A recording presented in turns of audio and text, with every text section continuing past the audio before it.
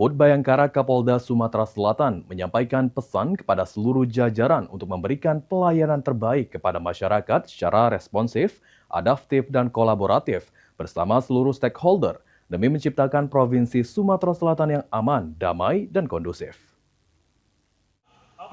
Upacara peringatan Hari Ulang Tahun Bayangkara ke-80 tahun, Kapolda Sumatera Selatan, Irjen Pol Sandi Nugroho meminta seluruh jajaran di Sumatera Selatan untuk selalu responsif, adaptif, dan kolaboratif bersama seluruh stakeholder dalam memberikan pelayanan kepada masyarakat, guna menjaga Sumatera Selatan tetap aman, damai, dan kondusif. Yang sehari-hari menjabat sebagai Komandan Pangkalan TNI Angkatan. Hari Bayangkara merupakan tonggak Polri bagi seluruh anggota Polri di Polda Sumatera Selatan untuk lebih giat lagi dalam rangka memberikan pelayanan yang lebih responsif, adaptif, dan kolaboratif dengan semua stakeholder.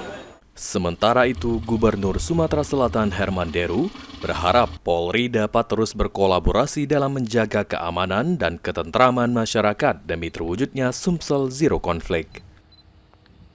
Polri sebagai institusi yang tingkat kepercayaan publiknya semakin meningkat, tingkat kepuasan publik terhadap pelayanan, pengayoman, dan perlindungan ini juga semakin membaik.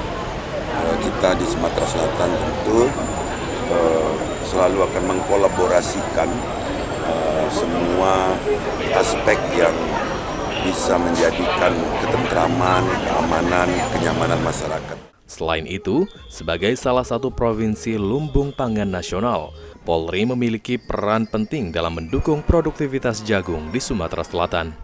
Eki Saputra, PAL TV.